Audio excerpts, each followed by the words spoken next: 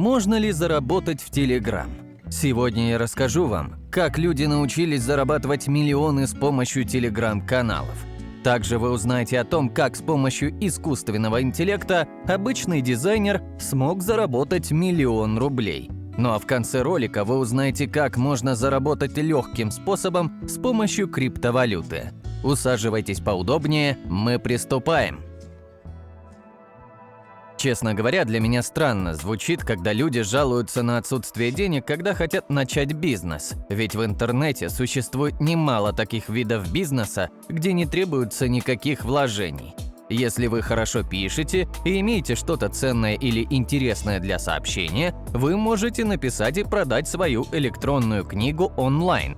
Электронная книга – это цифровой формат книги, который можно читать на компьютере, смартфоне, планшете или электронной книге в виде отдельного устройства.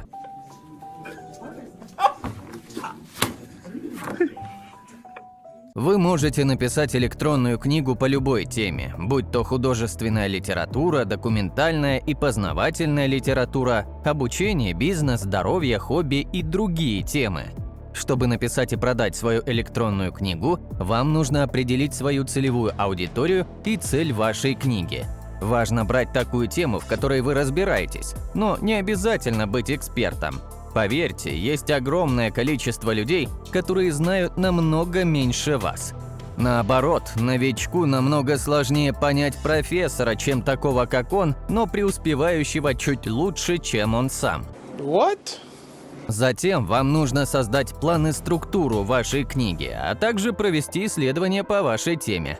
После этого вы можете начать писать свой текст, используя различные программы для редактирования и форматирования, такие как Microsoft Word, Google Docs, Scrivener и другие. Для облегчения работы я бы посоветовал записать аудио, а потом при помощи искусственного интеллекта сделать транскрибацию аудио в текст. Кроме платных подобных сервисов, существуют и бесплатные. Например, для этого подойдет отличный ресурс Vid.io. Когда ваша книга готова, вы можете опубликовать ее на различных платформах, таких как Amazon Kindle, Kobo, Smashwords и другие, или продавать ее через свой собственный сайт. Но я бы посоветовал это делать через социальные сети. Можно и при помощи рекламы набрать клиентов, но для этого ваша книга должна дорого стоить.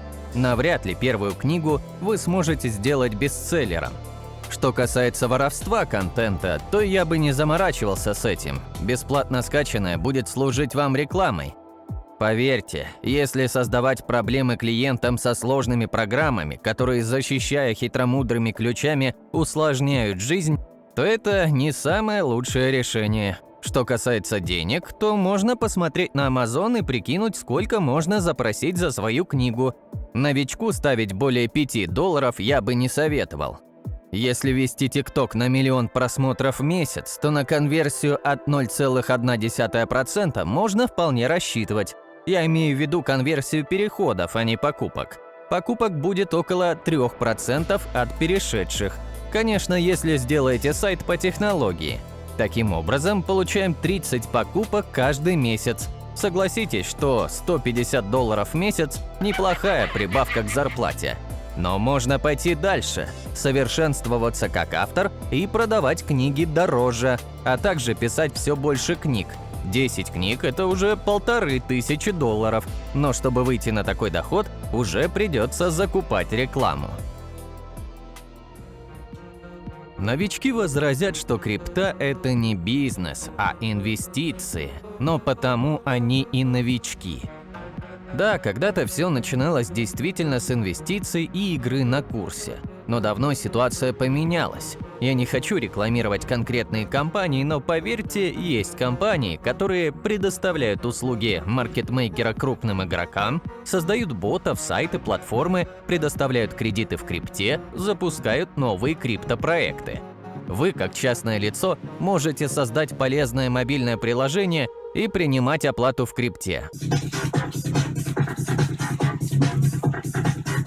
Да и вообще, новичкам намного проще начать любой бизнес-проект, принимая оплату в крипте. Так как для фиата, то есть обычных денег, нужна куча разрешений и бюрократии. А вам хотелось бы на старте понять, стоит ли этим заниматься. Так же, как частное лицо, можно заняться майнингом или стейкингом. Майнинг – это, по сути, добыча новой криптовалюты при помощи специального оборудования. А для стейкинга вам достаточно просто сделать вклад криптовалюты, как в банке, и получать проценты на пассиве. И это я привел в пример лишь маленькую часть того, что можно делать в криптобизнесе, помимо всяких инвестиций и игре на курсе. Во второй половине 2024 года криптовалюта начнет стремительно расти. Возможно, вы не в курсе, что в апреле будет халвинг биткоина. Халвинг – это когда добыча биткоина сокращается вдвое, а этот факт и некоторые другие факторы указывают на будущий рост всей крипты. Именно это событие подстегнет новый хайп. Так что как только начнут говорить о крипте таксисты и ваши родственники, то это означает только одно – значит уже поздно входить в эту тему. А вот если не сегодня, то халвинг и будет той точкой отсчета для благоприятного входа.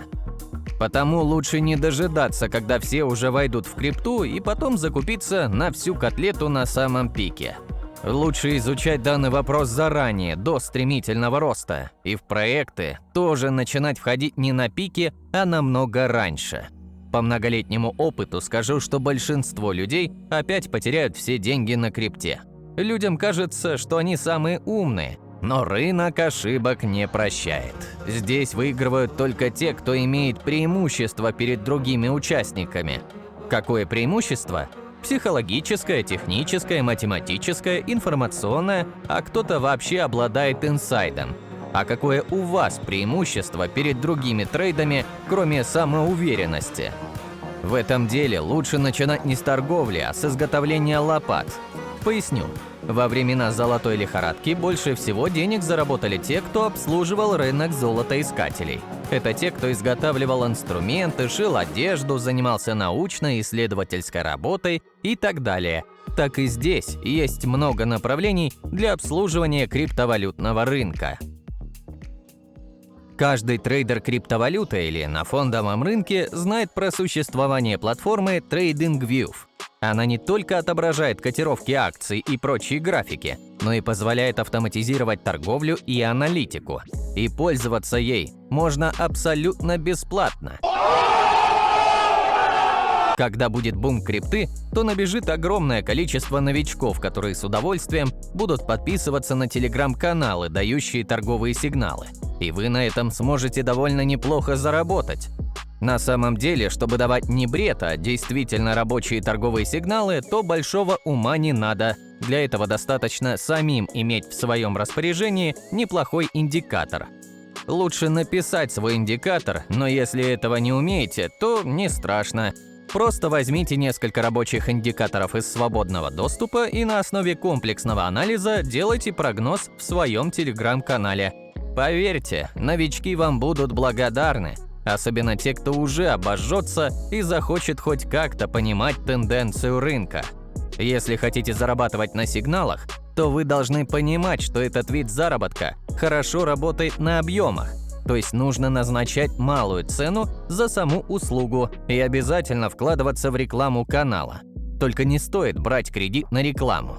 Лучше начать рекламироваться в бесплатных источниках. Плюс можно развить свою социальную сеть. Это тоже бесплатно. А потом уже можно использовать часть прибыли на рекламу для развития бизнеса. Если вы не знаете, какие индикаторы использовать для своих сигналов, то обратитесь к хорошему специалисту. Можете заплатить ему за консультацию, все равно вложенные деньги в знания окупятся многократно. Но опять, не стремитесь тратить деньги в самом начале. Начинать можно, опираясь на бесплатные источники и индикаторы. Если вы до сих пор не используете искусственный интеллект в своей работе, то сильно отстаете от времени. На этом уже многие неплохо зарабатывают.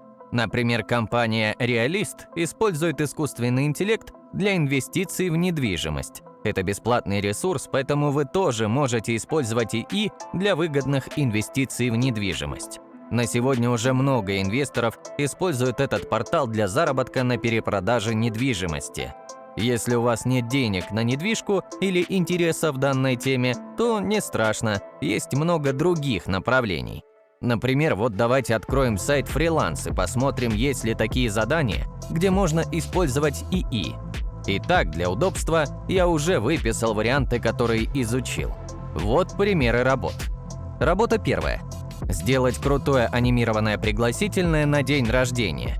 Из этого задания мы видим, что заказчик не будет платить большие деньги за какое-то там пригласительное. Значит, ему подойдут те исполнители, которые сделают дешевле всего. А значит, тут вполне можно использовать искусственный интеллект, который анимирует картинки. Например, для этой работы вполне подойдет Leia Pix. Есть и другие хорошие ИИ, если что. Работа вторая. Подготовить статью про развитие искусственного интеллекта. За эту работу дают 70 тысяч рублей. По-моему, неплохо для такой довольно простой работы. Работа третья. Нарисовать уникальные иконки для транспортной навигации. Эта работа тоже не требует высокой квалификации, потому вполне подойдет специальный ИИ, рисующий иконки и логотипы. Очень хорошо для этого сгодится нейронка Ideogram.AI, которая бесплатная и понимает текст. Ее чаще всего используют для генерации логотипов. Кстати, на фрилансе есть задания с конкурсами на создание логотипов. Там тоже можно неплохо заработать. Но даже если вам не повезет, то накопите неплохое портфолио. А имея портфолио, можно уже иметь неплохой доход на Etsy.com, на котором уже дизайнеры прилично зарабатывают. Я думаю, что достаточно привел примеров, чтобы доказать, что тема ИИ довольно востребована и денежная. Кстати, про деньги. Если хотите не подработку на фрилансе, а зарабатывать действительно приличные деньги, то это тоже возможно, но тогда уже нужно работать на самих себя в качестве предпринимателя. Давайте не будем сочинять, а возьмем реальные примеры такой схемы из жизни. Не переключайтесь. Это тот самый проект, на котором автор заработал 500 тысяч рублей и продолжает зарабатывать по сей день. Если вкратце, он один из первых в России, кто догадался сделать клиент ChatGPT по подписке. Смысл в том, что для этого не нужно никаких VPN и принимается оплата в рублях. Когда у него не было конкуренции, подписчики росли как на дрожжах. Сегодня уже появилось слишком много аналогов. Но даже при такой конкуренции до сих пор сайт приносит 60 тысяч рублей в месяц стабильно. Вы скажете, мол, он же умеет программировать, а как заработать на искусственном интеллекте обычным людям без специальных навыков? Такой пример тоже есть. Один дизайнер из Великобритании по имени Джексон Фолл решил провести эксперимент, который в режиме реального времени описывал в Твиттере. Вам может показаться этот рассказ выдуманным, но я проверил домен и посмотрел архив в сети, как все создавалось. Это реальная история на все 100. Он попросил у ChatGPT придумать бизнес, который при вложении $100 сможет вырасти до приличных размеров, но при этом обязательно легальным способом. Смысл был в том, что чат-бот будет создавать советы, а Джексон будет просто исполнителем. ИИ предложил ему создать сайт с реферальными ссылками на Amazon и другие маркетплейсы. В принципе, идея не новая, но вполне рабочая. Нашему герою приглянулось имя ecofriendlyfinds.com, но стоимость $838 никак не вмещалась в его бюджет. И поэтому был выбран домен greengadgetguru.com за $36 в год вместе с хостингом. Напоминаю, что бюджет был всего $100. На следующем шаге ChatGPT предложил придумать логотип при помощи нейросети DALL-E 2, ну и доработать результат при помощи Adobe Illustrator. Доработать, кстати, пришлось только текст, так как большинство графических нейросетей очень плохо работали с текстом на тот момент.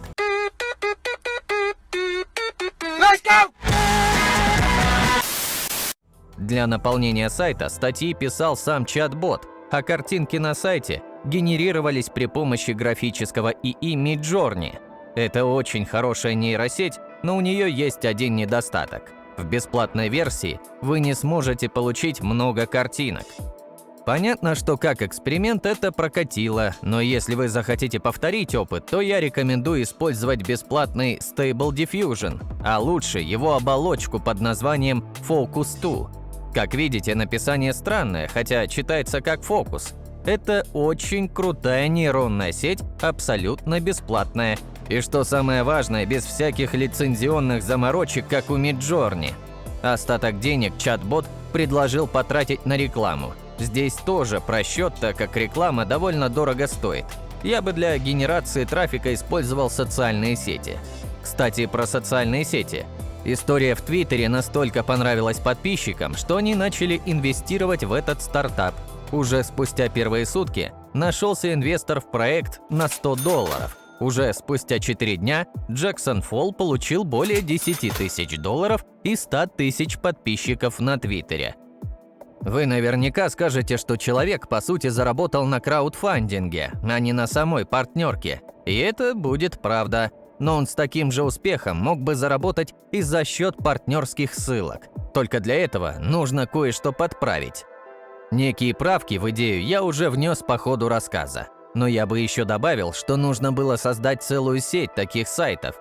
На одном сайте много не заработаешь. Либо можно было взять дорогие партнерки. А вот дорогие партнерские ссылки можно получить в теме продаж биодобавок, геймблинге, инфобизнесе и так далее. А есть и другой способ. Можно создавать подобные бизнесы и продавать их. Также можно создавать франшизы и их тоже продавать. Для одного из таких продавцов, помню, я писал бизнес-план, и он зарабатывал приличные деньги. В этой теме до сих пор существует огромное количество клиентов. Главное понимать, что если ты хочешь заработать, важно не сидеть на заборе, а действовать. Так что ChatGPT предложил нашему герою рабочую тему. Просто к нему пришли деньги по другому каналу. И, кстати говоря, подписчиков в Твиттере он теперь тоже может монетизировать. Прямо сейчас я занимаюсь построением собственной сетки каналов в Telegram. И скажу вам, что в 2024 году это будет не просто актуальным бизнесом, а просто бомбой. И вот вам статистика. Индия – 70,48 миллиона пользователей. Россия – 24,15 миллиона пользователей. США – 20,03 миллиона пользователей. Индонезия – 19,61 миллиона пользователей. Бразилия – 18,04 миллиона пользователей. Если вы живете в одной из этих стран, то уже можете неплохо зарабатывать в этой теме. Если нет, то посмотрите более подробную статистику в интернете. Может, у вас не настолько круто, но все равно есть смысл этим заняться. Кстати, если вы работаете по найму и хотите освободиться, то бизнес в Telegram будет самым выгодным по нескольким причинам. Например, если вы захотите открыть мобильную кофейню, то это вам обойдется на старте не меньше, чем за $10 тысяч. А открыть канал в Telegram вообще ничего не стоит. Контент для канала можно брать откуда угодно. К примеру, для каналов с анекдотами есть огромное количество сайтов. Да даже ChatGPT можно попросить генерировать анекдоты. Главное давать правильный запрос и немного править, где это потребуется. Также хорошо подходят для заработка такие тематики, как факты, здоровье, фитнес, криптовалюта или новости. Perfect. Есть один блогер в YouTube, который рассказывает, как он лично стал зарабатывать не на сетке, а лишь на одном канале. За год ему канал принес грязными более 1 миллиона рублей. Money, money, money. Когда у него стало все получаться, то он стал перед выбором – либо организовать сетку каналов, либо заняться обучением по заработку в Telegram. Он выбрал второе, но при этом канал свой не забросил. Что касается подводных камней, то очень важно выбрать правильную тему. Есть денежные темы и есть пустышки. Анекдоты – это всегда рабочая тема, но здесь много конкурентов.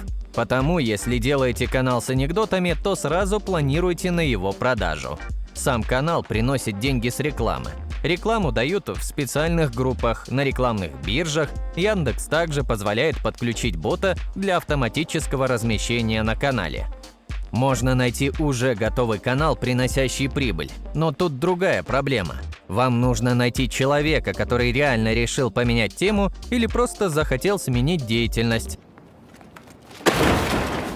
Иначе попадете на мошенника или канал, разогнанный ботами. Я бы рекомендовал начинать свой канал с нуля. А тему можно подглядеть на ресурсе telemetr.me или telega.in, где можно посмотреть реальные суммы заработка и в каких темах это работает.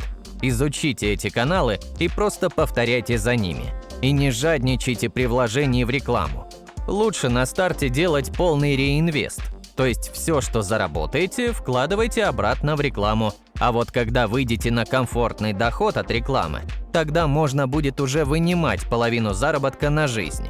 Если нет денег в начале пути, то существуют разные бесплатные способы раскрутки, такие как социальные сети, взаимный пиар, форумы, чаты, YouTube и так далее. Я бы советовал начинать с фриланса и работы по найму в интернете, а потом уже можно не спеша переходить на занятия бизнесом. Кстати, бизнес в Telegram – самый простой и доступный вид заработка из предложенных. Если хотите еще идеи бизнеса, то пишите об этом в комментариях. На этом у нас все. Всем спасибо за просмотр, обязательно ставьте лайки этому видео и подписывайтесь на канал, если вам понравилось это видео.